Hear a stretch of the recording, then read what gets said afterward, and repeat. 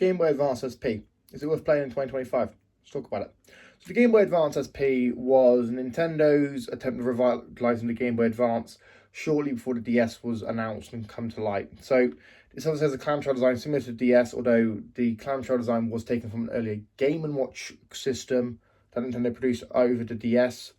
So there is that we've got to factor in. So the clamshell design makes it nice, a lot more portable than any other system really that Nintendo's ever released. You know, I think the only other system that's more portable is the Game Boy Micro, but nobody cares about the Game Boy Micro because it didn't have the Game Boy backwards compatibility. It could only play Game Boy Advance games. I don't think it had a backlight, and it was just kind of there, and it came out after the DS, so that was kind of irrelevant. But the Game Boy Advance SP, you know, it's a strongly built system. It's got a rechargeable battery, which is useful. Although I do recommend anyone who buys one now will obviously do a battery replacement, because obviously these batteries are 20 years old, and I'm pretty sure the lifespan of the batteries like this is 20 to 30 years. So if I were you, I'd change it. It's got the shoulder buttons. Obviously, the shoulder buttons are a lot more clicky and a lot smaller than they are on the standard Game Boy Advance. But obviously, yeah, they're about the same size as a pill you get from the doctor. So there is that you got to factor in. You know, there's no headphone jack, which is probably the most annoying thing for some people, because obviously, especially back then, there was no headphone jack, which was obviously a huge deal for a lot of people.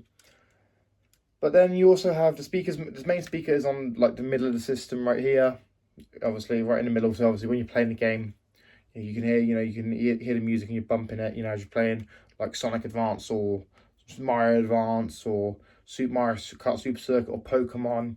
You had many options of games on here, especially with the backwards compatibility of Game Boy and Game Boy Advance games. Not Game Boy Advance games, Game Boy and Game Boy Color games. You can play basically every Game Boy game ever worked on this thing. And that's what made it so great for a lot of people, because you could just buy Game Boy Advance, and even when it didn't have many games for itself up on the market, there was still thousands of games from the Game Boy and Game Boy Color that you could play on the Game Boy Advance. It was just a neat system and neat thing to do. Now, alongside that, the battery is rechargeable, and there are two models of the Game Boy Advance SP that you need to factor in when looking at whether or not they're worth buying. So there's an AGS001, which is a front-lit screen, and AGS101, which is a backlit screen. Obviously, the backlight and front light screens, you can tell a difference whether or not which is which, because obviously the front-lit screen does look a bit darker than the backlit screen, at least from what I understand. So, yeah, I mean, that's what you need to factor in when you pick one of these up, if you pick one of these up. Now, the idea of it being portable and it being actually, able to feel like this is tiny. It's smaller than the palm of my hand. It's very easy. This will fit in my pocket very easily, and it'll fit in most people's pockets easily. And I think that's what he went for with this system. They went for portability. If I can English today, yeah. It went for portability with the system, and obviously it shows. Obviously, I will say though, for a lot of the older generations, it's probably not really ideal to get a Game Boy Advance SP nowadays, because obviously this is more so the age of people where obviously if say you're 40 and you remember having a Game Boy Advance back in the day, wow, your eyesight probably would require some more delicate sort of screen and whatever that isn't going to affect your eyes as negatively. And as someone who has to wear glasses, for example, I like the system. I think it's a good system, but I do think that having a modern equivalent would be quite nice as well. Now, Nintendo used to do micro consoles for the NES and Super Nintendo. They never did one for the Game Boy or Game Boy Advance or N64. They just whacked the games on Switch Online. So in that regard, the Switch Online library is beneficial, but also it doesn't have the same feeling as actually having, the classic system popping out. You're on the bus, chilling out, on your way to the train station, or you're heading into your town centre. You just pop your Game Boy Advance, start, pop in the cartridge. Doesn't work straight away, so you turn it all off, blow the cartridge, put it back in, and then you're playing your game. You play your Pokemon, you play your Zelda, you play your Mario, which strangely enough, there was no original 2D Mario for this thing. This thing never got its own exclusive 2D Mario. They had obviously exclusive Mario Party, they had an exclusive Mario Kart. They had quite a few exclusive games for Mario, but Mario Party, not Mario, 2D Mario just wasn't it. They just remade the NES and Super Nintendo games, which aren't bad games, let's be honest, they're not bad games.